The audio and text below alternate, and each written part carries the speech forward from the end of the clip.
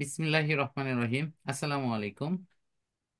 প্রিয় 2025 সালের এসএসসি পরীক্ষার্থীরা, তোমাদের মাধ্যমিক স্তরে পদার্থবিজ্ঞানের একটি সাজেশনমূলক টপিকস নিয়ে আজকে আমরা আলোচনা শুরু করছি।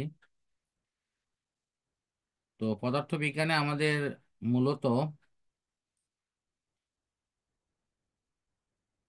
14টি অধ্যায় থাকলেও পরীক্ষায় লেখার জন্য আমাদের কিছু কিছু অধ্যায়কে আমরা একটু কম বেশি করে পড়লেও সেখানে দেখা যায় বেশ ভালো কমন হয়। কিন্তু এমসিকিউ এবং জ্ঞান অনুধাবন এই অংশের জন্য সারা বই জুড়েই কিন্তু আমাদের ধারণা রাখতে হয়। তো আমাদের এই সাজেশনমূলক আলোচনাটি বেশ কয়েকটি পর্বে বিভক্ত থাকবে এবং ইনশাল্লাহ পর্যায়ক্রমে পদার্থ, রসায়ন, জীব এই বিষয়গুলো আলোচিত হবে। তো আজকে আমরা অধ্যায় ভিত্তিক এই আলোচনার পাশাপাশি প্রত্যেকটা সাবজেক্ট শেষ হলে এর উপর সারমর্ম আকারে কিছু সংক্ষিপ্ত আলোচনা থাকবে, যেখানে ওই সাবজেক্টের যে সারমর্ম, সাজেশন অর্থাৎ সম্ভাব্য কোন কোন অধ্যায়গুলো এবারের পরীক্ষার জন্য ইম্পর্টেন্ট, তার সাথে সম্ভাব্য কি কি প্রশ্নগুলো পরীক্ষায় আসতে পারে, এই বিষয়গুলো আমাদের ইনশাল্লাহ আলোচনায় থাকবে। তো আজকে আমাদের ফার্স্ট সেশনে আমরা দেখি প্রথমে ভৌত রাশি এবং পরিমাপ এই অধ্যায় থেকে ক এবং খ নম্বরের জন্য সম্ভাব্য কি কি প্রশ্ন আসতে পারে। আমাদের এখানে মূলত পড়ার টপিকস হলো স্লাইড ক্যালিপার, স্ক্রু গজ এবং যান্ত্রিক ত্রুটি নিয়ে আলোচনা। সুতরাং এই কেন্দ্রিক যে সংজ্ঞামূলক অংশগুলো আছে, যেমন মাত্রা, মাত্রা সমীকরণ, পরিমাপের একক, এসআই একক, মৌলিক রাশি, লব্ধ রাশি, আর ত্রুটির ক্ষেত্রে বিশেষ করে আপেক্ষিক ত্রুটি, এটা প্রায়ই পরীক্ষায় আসে। একটা ছোট্ট প্রশ্ন খ নম্বরে দেওয়া হয়, তা হলো উম, কোন একটা তারের ব্যাস পরিমাপ করব, সেক্ষেত্রে স্লাইড ক্যালিপার্স এর চাইতে স্ক্রু গজ কেন উত্তম, এটি ব্যাখ্যা করে। এটি অনেক সময় গ বা ঘ নম্বরেও কিন্তু গাণিতিক আকারে আসে। তো যদি গাণিতিক আকারে আসে তাহলে সেক্ষেত্রে স্লাইড ক্যালিপার্স এবং স্ক্রু গজের যে স্লাইড ক্যালিপার্সের ক্ষেত্রে ভার্নিয়ার ধ্রুবক এবং স্ক্রু গজের ক্ষেত্রে লঘিষ্ঠ গণন, এই দুইটা বিষয় উল্লেখ করে আমাদের ব্যাখ্যা দিতে হবে যে যে মানটা অধিক সূক্ষ্ম সেখানে সেই যন্ত্রের মাধ্যমে অধিক উত্তম পাঠটা নেওয়া সম্ভব। সাধারণত স্ক্রু গজের যে লঘিষ্ঠ গণন এটার মান অনেক ছোট হয়, এই কারণে এটি দ্বারা সবচেয়ে ভালোভাবে পাঠ নেওয়া সম্ভব হয়। তো আমরা বড় প্রশ্নের জন্য মূলত তিন রকম প্রশ্নগুলো এখানে একটু বাছাই করে পড়ব। ফার্স্ট হলো স্লাইড ক্যালিপার্সের সাহায্যে কোনো সিলিন্ডার, গোলক বা অন্য কোনো বস্তুর দৈর্ঘ্য, প্রস্থ, ক্ষেত্রফল, আয়তন ইত্যাদি নির্ণয় করা। অনেক সময় একাধিক বস্তু হলে সেগুলো নির্ণয় করে তুলনাও করা আসতে পারে।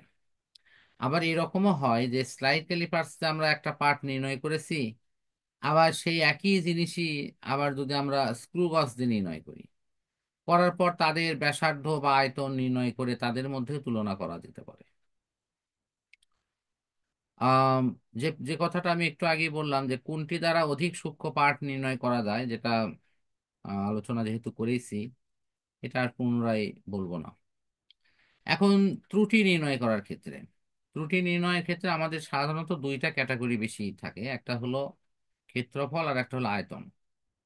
তো ক্ষেত্রফলের ক্ষেত্রে এই আপেক্ষিক ত্রুটির মানটা প্রায় 20-এর কাছাকাছি, আর আয়তন হলে সেটি 30-এর কাছাকাছি।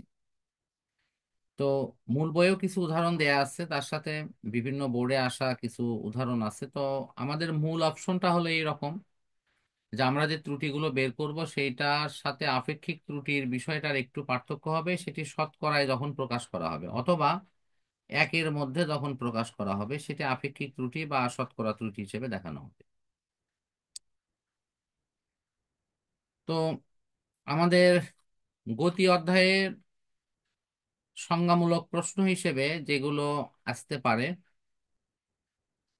তার মধ্যে আছে প্রসঙ্গ কাঠামো, চলন গতি, স্পন্দন গতি, পর্যাবৃত্ত গতি, ভেক্টর রাশি, তাৎক্ষণিক দ্রুতি, বেগ, ত্বরণ, এগুলো অনেক সময় আসে। তারপর সুষম ত্বরণ, মন্দন এবং স্পন্দন গতি। তো সরল দোলকের ক্ষেত্রে এই গতিকে স্পন্দন গতি কেন বলা হয়? আবার অনেক সময় দেখা যায় যে পৃথিবীর গতি, ঘড়ির কাঁটার গতি, এগুলোকে পর্যাবৃত্ত গতি না ঘূর্ণন গতি কোনটি বলা যাবে, এবং এটির যুক্তিসঙ্গত অপশনগুলো দেখো। সরল দোলকের গতি, কম্পমান কোন সুর শলাকার গতি, এগুলোকে স্পন্দন গতি হিসেবে বলার পিছনে কারণ বা যুক্তি দেখাও।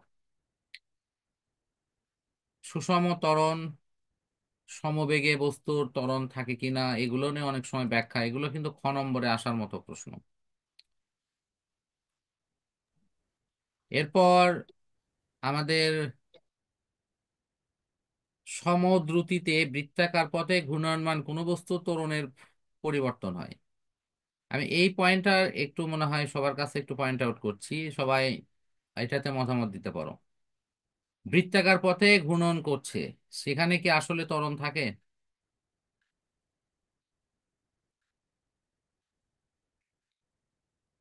যদি কারো, জি স্যার, থাকে। কেন থাকে? স্যার ওই যে কারণ তো দিকের তো পরিবর্তন হচ্ছে, তাই ইয়েস। বেগেরও হ্যাঁ, হ্যাঁ, পরিবর্তন হ্যাঁ, হচ্ছে, এজন্য হ্যাঁ। ত্বরণ থাকে। ঠিক আছে, ঠিক আছে, থ্যাংক ইউ। বেগ হলো একটি ভেক্টর রাশি। এক্ষেত্রে আমাদের যেহেতু বৃত্তাকার পথে ঘুরতেছে, এই জন্য তার দিকেরও পরিবর্তন হচ্ছে। আর ভেক্টর রাশির পরিবর্তন মান অথবা দিক অথবা যে কোনো একটির পরিবর্তনই হয়ে থাকে।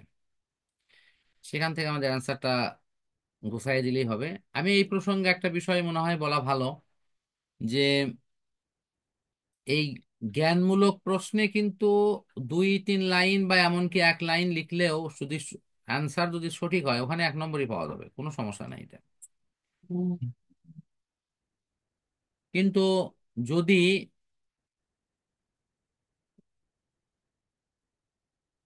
আমাদের 6 নম্বর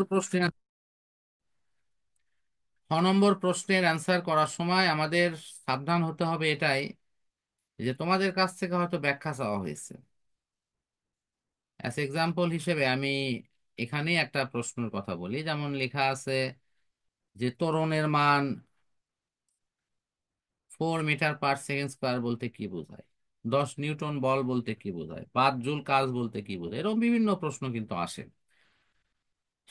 আমরা সচরাচর যে ভুলটা করি তাহলে এটার ব্যাখ্যা লিখি, বাট এটার সংজ্ঞাটা লিখি না। একটা জ্ঞানমূলক প্রশ্ন, অনুধাবনমূলক প্রশ্নে 2টা পার্ট থাকে, একটা হলো জ্ঞানমূলক অংশ, অর্থাৎ জ্ঞান হলো এখানকার ত্বরণের সংজ্ঞাটা লিখতে হবে, তারপরে এই 4 মিটার/সেকেন্ড স্কোয়ার এটির ব্যাখ্যা দিতে হবে। তা আশা করি যে তোমরা যখন এই খ নম্বর প্রশ্নের অ্যান্সার লিখবা, তখন তোমাদের 2টা প্যারা করতে হবে। ফার্স্ট প্যারাতে হবে সংজ্ঞা, সেকেন্ড প্যারাতে ব্যাখ্যা থাকতে হবে। আহ এটা যদি কেউ করে থাকো আলহামদুলিল্লাহ, আর যদি কেউ না করে থাকো তাহলে সেক্ষেত্রে সামনে যে ফাইনাল পরীক্ষা আসছে সেখানে তোমরা এটা অবশ্যই করবা। তা না হলে সংশ্লিষ্ট টিচারেরা কিন্তু উক্ত বিষয়ে 1 নম্বর 1 নম্বর করে দিয়ে চলে যাবে। অনেকেই দেখা যায় যে 2টা প্যারা না করে তারা একত্রে পুরো অ্যান্সারটা লেখে, এটাও সঠিক পন্থা নয়। কারণ স্যারের চোখে যেন 2টা প্যারা পড়লে হয় কি, যে সে সংজ্ঞাটা এক নজরে দেখে ফেললো, আর দেখবে ব্যাখ্যার দিকে তার আর অত নজরই যাবে না। মানে প্যাটার্নটা দেখলেই সে বুঝতে পারে যে না, এর অ্যান্সারটা হয়েছে কিনা। তো আশা করি প্যাটার্নটা সবাই ফলো করো, তাতে নম্বরটা ইনশাল্লাহ ভালো পাইবা। জি স্যার। সৃজনশীল প্রশ্নে 2টা নম্বর, 2তে নম্বর কাটে, একটা হলো খ নম্বরে 2-এর জায়গায় 1 দিয়ে যায়, আর একটা ঘ নম্বরে 3-এর জায়গায় 2, সরি 4-এর জায়গায় 3 দিয়ে যায়। তো এখন 2টাতে যদি 1-1 কমে তাহলে কিন্তু তোমার 8 নম্বর হয়ে যাবে। আর 8 হয়ে যাওয়ার অর্থ 5 দুগুণে 10 নম্বর কমে যাবে। তো এই ব্যাপারগুলো একটু খেয়াল করো, তাহলে আশা করি যে এটা সমস্যা হবে না। এখন আসি সৃজনশীল প্রশ্ন। গতি একমাত্র অধ্যায় যে অধ্যায়ে অনেক ভ্যারাইটিস প্রশ্ন কিন্তু পরীক্ষায় আসে। এমনও আছে অন্য অন্য অধ্যায়ে কিন্তু আমরা এর চেয়ে কম ভ্যারাইটিস প্রশ্ন করলে কমন হয়, কিন্তু গতিতে সেটি সম্ভব না।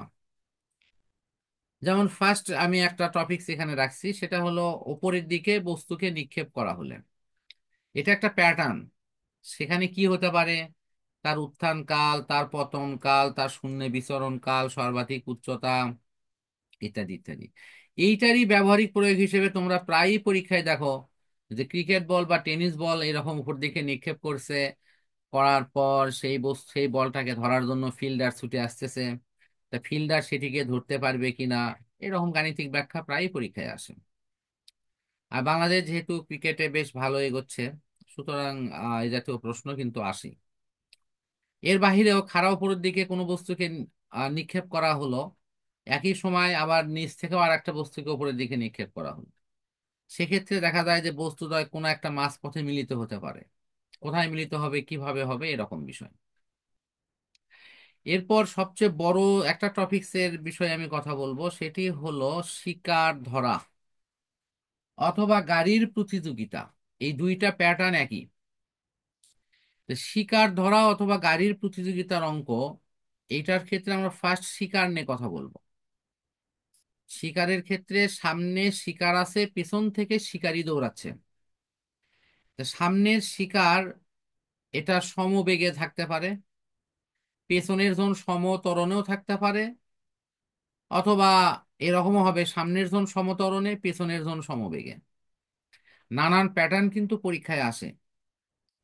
আমাদের সবসময় মনে রাখতে হবে যদি পেছনের জন সমত্বরণে থাকে, তাহলে সে একসময় সামনের জনকে ধরতে পারে, যদি সামনের জন সমবেগে থাকে। কিন্তু সামনের জন যদি সমত্বরণে থাকে, তাহলে পিছনের জন সমবেগে থাক আর সমত্বরণে থাক, তাহলে সামনের জনকে ধরাটা তার জন্য কঠিন হয়ে যাবে। একেবারেই ধরতে পারবে না যদি সমবেগে থাকে পেছনের জন, আর সমত্বরণে থাকলে ধরতে পারে, নাও ধরতে পারে। ঠিক একই রকমই গাড়ির প্রতিযোগিতার অঙ্ক কিন্তু পরীক্ষায় আসে, এবং সেক্ষেত্রেও কিন্তু প্রশ্ন চাওয়া হয় যে গাড়ি পিছন থেকে এসে ধরতে পারবে কিনা। আর একটা মজার প্রশ্ন পরীক্ষায় আসে, তা হলো পেছনের গাড়ি সামনের গাড়িকে কতবার অতিক্রম করবে এবং কেন। তো পেছনের গাড়ি সামনের গাড়িকে তখনই একাধিকবার অতিক্রম করবে যদি পেছনের গাড়িটি সমত্বরণে থাকে। সমত্বরণে থাকলে একাধিকবার অতিক্রম করবে, নতুবা করবে না। তো এগুলো দেখা যায় কি অনেকে এগুলো রিসার্চ না করে শুধু অঙ্ক করে দেয়, ফলে পরীক্ষায় আসলে সে ওইভাবে কিন্তু অ্যান্সারটা করতে পারে না।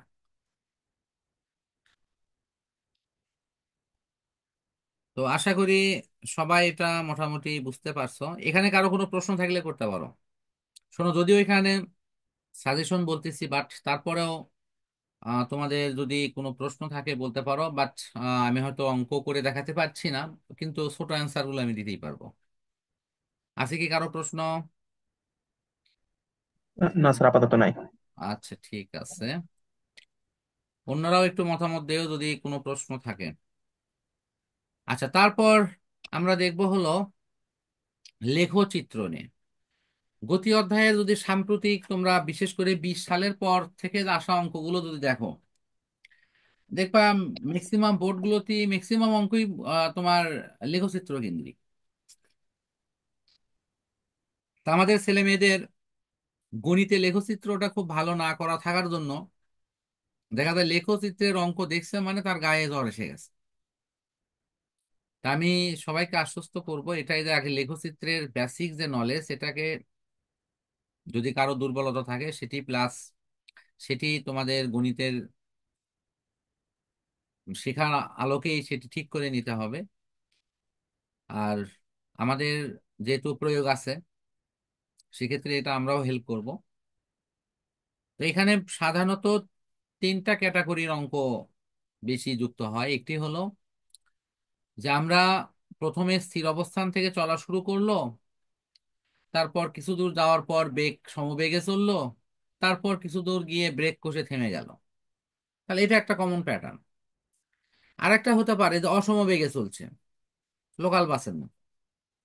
আরেকটি হতে পারে যে ছক আকারে পরীক্ষা দিছে, ছক আকারে সেখানে তোমাকে বলেছে লেখচিত্র এঁকে তার বিভিন্ন অংশগুলো ব্যাখ্যা করো। তো ছকে তোমার দেখবা এই ছকের যে ঘর, সেই ঘরের ভিতরে দুইটা প্যাটার্ন দেওয়া থাকবে, একটা হলো দূরত্ব আর একটা হলো সময়। তো দূরত্বর সাথে সময় অথবা বেগের সাথে সময়, যদি বেগের সাথে সময় থাকে তাহলে এটি হলো ত্বরণের লেখচিত্র হবে। আর যদি দূরত্ব বা সরণের সাথে থাকে তাহলে হবে বেগের লেখচিত্র।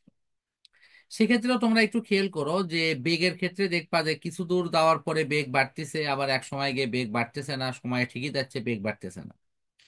তাহলে যেখানে বেগ বাড়তেছে না সেখানে সমবেগ, একই হারে বেগ বাড়তেছে সমত্বরণ, এরকম বিষয়গুলো আমাদের এই লেখচিত্র করার সময় খুব সূক্ষ্মভাবে খেয়াল করতে হবে। লেখচিত্রে বেগের বিভিন্ন অংশের যে বিশ্লেষণ, এটা প্রায়ই পরীক্ষায় আসে। এরপর ইন্টারমিডিয়েটের একটা থিম, যেটা তোমাদের 9-10-এর সিলেবাসে নাই কিন্তু এরপরেও বিভিন্ন বোর্ডের পরীক্ষায় আসতেছে, সেটা হলো তম সেকেন্ডের অঙ্ক। অর্থাৎ বিভিন্ন ভাবে প্রশ্নের অ্যান্সার, মানে প্রশ্ন উপস্থাপন আছে, হঠাৎ করে বলা হচ্ছে যে সে 6তম সেকেন্ডে বা 10তম সেকেন্ডে কত দূরত্ব অতিক্রম করবে। এই তম সেকেন্ড বিষয়টা নিয়ে আমাদের অঙ্ক শেখা উচিত। এবং এখানে তোমরা অলরেডি বোর্ডে দেখলে, বেশ কিছু বোর্ডে এটা তোমরা পাবা অঙ্ক। গতির যেটা আরেকটা ইম্পর্টেন্ট টপিক হলো দুর্ঘটনা। আসলে আমরা তো সবাই চাই দুর্ঘটনা না হোক, আল্লাহ আমাদের সেটি থেকে সবসময় রেহাই দান করুক। বাট তারপরেও তো আমাদের গতি সংক্রান্ত যে সমস্যাগুলোর আলোকে আমাদের অনেক ক্ষেত্রে হয়তো দুর্ঘটনার মুখোমুখি অনাকাঙ্ক্ষিতভাবে হতে হয়। তো সেক্ষেত্রে সামনে একটা প্রতিবন্ধকতা আছে। এই অবস্থায় আহ কি কন্ডিশন করলে সেই দুর্ঘটনাটা এড়ানো সম্ভব? সে ব্রেক বল চেঞ্জ করা, না তার আদি যে গতিবেগ সেটি চেঞ্জ করা, নানা অপশনগুলো কিন্তু এখানে থাকে। তো দুর্ঘটনা টাইপের অঙ্কগুলোকে একই প্যাটার্নে নিয়ে এগুলো দেখে রিসার্চ করলে ইনশাল্লাহ করা যাবে। আমার বিশ্বাস যে এই কয়েকটা প্যাটার্ন করলে অঙ্ক যেভাবেই আসুক এর মধ্য থেকে ইনশাল্লাহ কমন পাওয়া যাবে। এরপরে হলো বল অধ্যায়। বল অধ্যায় থেকে প্রথমেই আমি তোমাদের আশ্বস্ত করি যে এটা গতি অধ্যায়ের একটা সহযোগী অধ্যায়। এখান থেকে প্রশ্ন সরাসরি পরীক্ষায় আসার পরিমাণ খুবই কম। তবে ক এবং খ নম্বর প্রশ্ন যথেষ্ট আসে। সেখানে ক নম্বরের জন্য আমি এখানে বেশ কিছু প্রশ্নের কথা বলতে পারি: জড়তা বল, সাম্য অসাম্য বল, স্পর্শ অস্পর্শ বল, ভরবেগের সংরক্ষণ সূত্র, নিউটনের দ্বিতীয় সূত্র, আবর্ত ঘর্ষণ, অভিকর্ষ, ত্বরণ, দুর্বল নিউক্লিয় বল, এরকম বিষয়গুলো এখানে থাকতে পারে। আর খ নম্বরের জন্য দুইটা স্থির বস্তুর উপর একই পরিমাণ বল প্রয়োগ করা হলেও অনেক সময় ত্বরণ ভিন্ন হয়, কারণ ব্যাখ্যা। কর্দমাক্ত রাস্তায় অথবা বালিময় রাস্তায় হাঁটতে কষ্ট হয় কেন? কর্দমাক্ত রাস্তায় অনেকে পিছলিয়ে যায়। আবার দেখা যাচ্ছে যে শক্ত মাটিতে হাঁটা বেশ কঠিন, বালির উপরের কথা অলরেডি বলছি। দীর্ঘ লাফ দেওয়ার সময় পিছন থেকে এসে দৌড়াতে হয় কেন? বৈদ্যুতিক পাখা অফ করে দিলাম কিন্তু তারপরও কিছুক্ষণ ঘোরার পর এটা বন্ধ হয়। ভর এবং ওজন নিয়ে প্রশ্ন, এগুলো বরাবরই আমরা পারবো। আরো কিছু প্রশ্ন এখানে দেওয়া আছে, আমার মনে হয় পরে তোমরা এটা দেখে নিলেই হবে। কারণ যখন ভিডিওটা দেখবা তখন এগুলো যদি আটকে রেখে যদি একটু পড়ে নাও তাহলেই মনে হয় হয়ে যাবে। আমি সব প্রশ্ন আলোচনায় নিয়ে আসতেছি না। একটু বড় প্রশ্নের মধ্যে মূলত এখানে আমি আবারও বলতেছি, এটা এখান থেকে মানে এই গতির সাথে সমন্বয় করে এই প্রশ্নই সবচেয়ে বেশি আসে, আলাদা প্রশ্ন খুবই কম আসে। তারপরও যে প্রশ্নগুলো সম্ভাব্য আসতে পারে, এটা হলো এক নম্বর হলো ঘর্ষণ বল নিয়ে। স্থির অবস্থান থেকে একটা বস্তু চলা শুরু করছে, তারপর বাধা বল প্রয়োগ করা হয়েছে বা ঘর্ষণ বল প্রয়োগ করা হয়েছে, সেখানে কেমন বাধা বল তৈরি হলো। দুইটা বস্তুর মধ্যে সংঘর্ষের ক্ষেত্রে বস্তু মিলিত হলে কি হবে, মিলিত না হলে কি হবে, একটা বস্তু যদি স্থির থাকে আর একটা বস্তু যদি গতিশীল থাকে, সে অবস্থায় সংঘর্ষ হলে বস্তুদ্বয়ের বেগ কোন দিকে হবে, ইত্যাদি ইত্যাদি ফরম্যাট গুলো। এরপর আমরা দেখব হলো ভরবেগের সংরক্ষণশীল সূত্রকে সমর্থন করে কিনা। দুটা বস্তুর মধ্যে সংঘর্ষ হয়েছে, ঘ নম্বরে গিয়ে বলা হচ্ছে যে এই সংঘর্ষর ফলে তারা ভরবেগের সংরক্ষণ সূত্রকে সমর্থন করে কিনা। এটাকে আরেকটু মানে কাজ ক্ষমতা শক্তির সাথে রিলেটেড করে প্রশ্ন হয় যে ভরবেগের সংরক্ষণশীল সূত্রকে সমর্থন করলেও গতি শক্তির সংরক্ষণশীল সূত্রকে সমর্থন করে না, ব্যাখ্যা করো। তো গতি শক্তির এই প্রশ্নটা কিন্তু কাজ শক্তি ক্ষমতা রিলেটেড, কিন্তু এটা এটা ওই বল অধ্যায়ে কিন্তু এটা সমন্বয় করে দেওয়া হয়। তো গতিশক্তির প্রশ্ন যেহেতু কাজ ক্ষমতা শক্তিটা জানার পরেই হয়, সেক্ষেত্রে আমাদের ওই ধারণাটা অবশ্যই রাখতে হবে। সর্বশেষ হলো মেঝের ওপর দিয়ে ঘর্ষণ যুক্ত মেঝেতে যখন চলা হয় তখন ঘর্ষণ ছাড়া চললে তার ত্বরণ কেমন হবে, ঘর্ষণ থাকলে কেমন হবে, এক্ষেত্রে ত্বরণের পরিবর্তন নিয়ে আলোচনা। তা আশা করা যায় এই পরীক্ষায় প্রশ্ন আসলে এই টাইপগুলোর মধ্যে ইনশাল্লাহ কমন পাওয়া যাবে, এবং এটি বেশিরভাগ ক্ষেত্রে গতির সাথে সমন্বয় করে আসে। এরপর অত্যন্ত গুরুত্বপূর্ণ একটি অধ্যায়, তা হলো কাজ ক্ষমতা শক্তি। কাজ ক্ষমতা শক্তি অধ্যায়ে আমরা আম, ক নম্বরে মূলত গতিশক্তি, যান্ত্রিক শক্তি, ভূতাপীয় শক্তি, নবায়নযোগ্য শক্তি, শক্তি নিত্যতা বিধি, কর্মদক্ষতা ইত্যাদি অংশগুলো প্রায়ই পরীক্ষায় পাওয়া যায়। খ নম্বরে গতিশক্তি কখনোই ঋণাত্মক হয় না, কারণ আমরা হাফ এমভি স্কোয়ার যদি বসাই তাহলে ভির উপরে যখন স্কোয়ার করছি সেটা কখনোই নেগেটিভ থাকবে না। বায়োমাস শক্তি, নবায়নযোগ্য শক্তি, ভরবেগ ও গতিশক্তির মধ্যে সম্পর্ক ইত্যাদি বিষয়গুলো কিন্তু অনেক সময় আসে। আমরা বড় প্রশ্নের মধ্যে সবচেয়ে গুরুত্বপূর্ণ টপিকস হলো পরন্ত বস্তুর ক্ষেত্রে শক্তির নিত্যতা বিধি। তো পরন্ত বস্তুর ক্ষেত্রে দু প্রকার প্রশ্ন পরীক্ষায় আসে, একটা হলো ভূমি হতে কত উচ্চতায় বস্তুকে নিক্ষেপ করা হলে তার গতিশক্তি বিভব শক্তির 3 গুণ, 5 গুণ, 7 গুণ বা 1/3 এরকম বিষয়গুলো কিন্তু আসে। আর খ নম্বরে গিয়ে দেখা যায় যে শক্তির নিত্যতা বিধি যাচাই করার জন্য বলা হয় যে গতিপথের কোনো বিন্দুতে তার গতিশক্তি ও বিভব শক্তির সমষ্টি ধ্রুব হয়। এটা ধ্রুব হয় এ কথাও থাকতে পারে, আবার বলা হবে যে যান্ত্রিক শক্তির নিত্যতা বিধি প্রুফ করো, অথবা গতিশক্তি ও এবং বিভব শক্তির সমষ্টি সবসময় অপরিবর্তনীয় থাকে। এরকম নানা রকম ভাষা দিয়ে কিন্তু পরীক্ষায় প্রশ্ন আসে। তারপরের প্যাটার্নটা হলো একটা উঁচু স্থান থেকে বস্তুকে ফেলা হচ্ছে, তাহলে একটা নির্দিষ্ট সময় পরের গতিশক্তি কত হবে বা বিভব শক্তি কত হবে, অথবা সেটি যদি ভূমি থেকে ভূমিতে পড়ার মুহূর্তে তার গতিশক্তি বা বিভব শক্তিটা কেমন হবে। এই প্রসঙ্গগুলো কিন্তু এখানে আসতে পারে। আচ্ছা, আমি এই যে পড়ন্ত বস্তু নিয়ে যা বললাম এটাতে যদি কারো কোনো পড়া থাকে তাহলে সেটা বলতে পারো। সালমান কিছু বলবা নাকি? তুমি আগ দিচ্ছ, আনমিউট করে কথা বলো প্লিজ। না স্যার, সমস্যা নেই, এমনি আচ্ছা দেখলাম। ঠিক আছে। আর তোমাদের এই অধ্যায়ে দ্বিতীয় গুরুত্বপূর্ণ প্রশ্ন হলো কর্মদক্ষতার প্রশ্ন।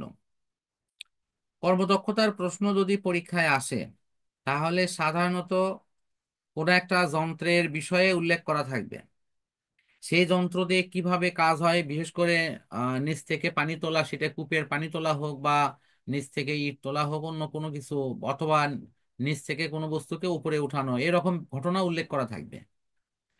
সেইখানে ওই মোটরের কর্মদক্ষতার পরিবর্তন করা হলে, অথবা সময়ের পরিবর্তন করা হলে, অথবা ভিন্ন মোটর নিয়ে আসা হলে কোন মোটরটা অধিক সাশ্রয়ী হবে, ইত্যাদি ইত্যাদি নানা শর্ত দিয়ে কিন্তু এই কর্মদক্ষতার প্রশ্ন পরীক্ষায় আসে। মানে দুইটা প্যাটার্ন সবচেয়ে বেশি আসে, সেটি হলো পরন্ত বস্তু আর একটা কর্মদক্ষতা। তৃতীয়টা হলো খুবই সহজ প্রশ্ন হয়, বেশিরভাগ ক্ষেত্রে কাজ ক্ষমতা শক্তি বা বিশেষ করে ক্ষমতার বিষয়ে উল্লেখ থাকবে, এবং সেই ক্ষমতাগুলোর মধ্যে বলা হবে কার ক্ষমতা বেশি কার ক্ষমতা কম বা ক্ষমতার তুলনা করা। তবে আমার বিশ্বাস যে পরন্ত বস্তু এবং কর্মদক্ষতা এই দুইটা টপিকসই তোমাদের জোর দিয়ে পড়া উচিত। এর উপরে যা যা প্রশ্ন আছে সেগুলো দেখা উচিত। সর্বশেষ আজকের পদার্থের অবস্থা ও চাপ, এটা এমন একটা, আমি বলবো যে ম্যাজিক অধ্যায়, যে অধ্যায়ে সবচেয়ে কম পড়ে ক, খ, গ এই তিনটা কমন পাওয়া যায়। বিশেষ করে গ নম্বর। মানে এত সহজে অঙ্ক কমন হওয়ার নজির অন্য অন্য অধ্যায়ে খুবই কম, যেটা এই অধ্যায়ে হয়। তো ক খতে সম্ভাব্য আসতে পারে চাপ, প্যাসকেলের সূত্র, আর্কিমিডিসের সূত্র, প্লবতা। প্লবতা খুবই গুরুত্বপূর্ণ একটি সংজ্ঞা। তারপরে বায়ুমণ্ডলীয় চাপ, স্থিতিস্থাপকতা, হুকের সূত্র, বিকৃতি, পীড়ন, বল বৃদ্ধিকরণ নীতি ইত্যাদি। এগুলোর মধ্যে আশা করা যায় ঘুরে ফিরে প্রায় কমন পাওয়া যাবে ইনশাল্লাহ। আর খ নম্বর প্রশ্ন এখানে অনেকগুলোই দেওয়া আছে, আমি দুই একটার কথা হয়তো বলতেছি। যে আমরা যদি চাপ প্রয়োগ করি, তাহলে সেই চাপগুলোই কি বল হবে কিনা। স্থিতিস্থাপকতার সকল পদার্থের এক রকম হয় না কেন? একটা আলপিন দিয়ে অনেক কিছু ছিদ্র করা যায়, কিন্তু মোটা কোনো কিছুতে কিছু করা যায় না, এরকম বিষয় কিন্তু অনেক সময় আসে। আমরা যখন মোটা কোনো রাস্তায় মসৃণ থাকলে হাঁটতে কোনো কষ্ট হয় না, কিন্তু যদি রাস্তায় সরু কোনো ইটের খোয়া থাকে তাহলে হাঁটতে কষ্ট হয় কেন? পচা ডিম পানিতে ভাসে। আর সাগরের মধ্যে সাঁতার কাটা সহজ, বা সাগরে তোমার কোনো জিনিসকে ভাসিয়ে নিয়ে যাওয়া সহজ, এটি কেন, নদী অপেক্ষা কেন, ইত্যাদি এরকম প্রশ্নগুলো প্রায়ই পরীক্ষায় আসে। ঘ নম্বরে গুরুত্বপূর্ণ টপিকস হলো মূলত দুইটা। একটা হলো আমাদের তথ্যগুলো উল্লেখ করা থাকবে, সেই তথ্যগুলোর আলোকে আমরা বলবো আর্কিমিডিসের সূত্রকে সমর্থন করে কিনা, অথবা গতিশক্তির অথবা আম, তোমার ডুববে না ভাসবে, এই দুটা ভাষা। তো আমাদের অনেক ক্ষেত্রে দুইটা ভাষার মধ্যে অনেক রিলেটেড আছে, কিন্তু আমাদের ফার্স্ট দেখবো হলো যে ডুববে না ভাসবে এই টপিকসে যদি প্রশ্ন আসে তাহলে আমরা কিভাবে সলভ করব। আমাদের ফার্স্ট কাজ হবে যে যে তরলের মধ্যে ডুবানো হচ্ছে সেই তরলের ঘনত্ব কত, আর ওই বস্তুর সার্বিক ঘনত্ব কত। দুই ঘনত্বর মধ্যে কম্পেয়ার করে আমরা অটোমেটিক্যালি বলবো ডুববে না ভাসবে। আর একটা ওয়ে হলো যে প্লবতা বের করব, বস্তুর ওজন বের করব। আর একটা হলো প্লবতা বের করব। যদি প্লবতা বেশি হয় তাহলে ভেসে থাকবে, আর সমান হলে ডুবে ভাসবে, আর কম হলে ডুবে যাবে। তো এই দুটো ওয়ে আছে। আর আর্কিমিডিসের সূত্রের সাথে যদি রিলেটেড হয় তাহলে আমাদের প্রুফ করতে হবে যে কি পরিমাণ ওজন হারালো সেইটা। আর দ্বিতীয়টা করতে হবে কি পরিমাণ তরলকে সে অপসারণ করলো। এই দুইটা পরিমাণ বের করে যদি সমান করতে পারি তাহলে আমাদের প্রমাণ হয়ে যাবে। গ নম্বরে সবচেয়ে বেশি প্রশ্ন যেটা আসে, চাপ, ঘনত্ব, কত গভীরতায়, আম, মানে একটা গভীরতা নির্ণয়, প্লবতা নির্ণয়, এগুলো সবচেয়ে বেশি পরীক্ষায় আসে। দ্বিতীয় যে প্রকারের অঙ্কটা ইদানিং আসতেছে সেটা হলো হাইড্রোলিক প্রেস। হাইড্রোলিক প্রেসের ছোট বাহু বড় বাহুর মধ্যে সম্পর্ক দিয়ে অঙ্ক প্রায়ই পরীক্ষায় আসে, কিন্তু ঘ নম্বরে গিয়ে দেখা যাচ্ছে ইদানিং কাজ নিয়ে অঙ্ক আসতেছে। সে বড় বাহু এবং ছোট পিস্টন উভয়ের ক্ষেত্রে কৃত কাজের পরিমাণ একই কিনা এটি ব্যাখ্যা করো। মানে এই কাজকে কেন্দ্র করে কিন্তু প্রশ্ন পরীক্ষায় আসছে। সবশেষে আমি দেখাবো হলো তোমার ইয়ং এর গুণাঙ্ক কেন্দ্রিক স্থিতিস্থাপকতা নির্ণয় নিয়ে। তো স্থিতিস্থাপকতা বা এলাস্টিসিটি থেকে একটা তারের প্রান্তে যদি আমরা ওজন ঝুলে দেই সেটি কিছুটা লম্বা হচ্ছে, এই রকম কেন্দ্রিক কিছু প্রশ্ন ইদানিং পরীক্ষায় আসছে। তো আমার মনে হয় যে আমরা যদি সার্বিকভাবে এই বিষয়গুলো নিয়ে একটু পর্যালোচনা করি তাহলে আমাদের এই আহ 5টি অধ্যায় থেকে মোটামুটি কমন হবে। তো আমি এই 5টির মধ্যে ইম্পর্টেন্ট অধ্যায় হিসেবে গতি এবং বলকে সমন্বিত অধ্যায় বলবো, যে এটা মিলে একটা অধ্যায়। কাজ, ক্ষমতা, শক্তি এককভাবে একটা অধ্যায়। আর পঞ্চম অধ্যায় যেটা পদার্থের অবস্থা ও চাপ, এটা এককভাবে একটা অধ্যায়। তা আজকে যে পর্যন্ত আলোচনা হলো তাতে আশা করা যায় যে অন্তত 3টা প্রশ্ন এখান থেকে আসতে পারে, এই 3টা অধ্যায় থেকে। তো আজকের আলোচনা এখানেই থাকবে, পরবর্তী দিনগুলোতে আমরা হয়তো অন্য বিষয় নিয়ে আলোচনা করব। পরিশেষে সবার সুস্থতা কামনা করে বিদায় নিচ্ছি। আল্লাহ হাফেজ।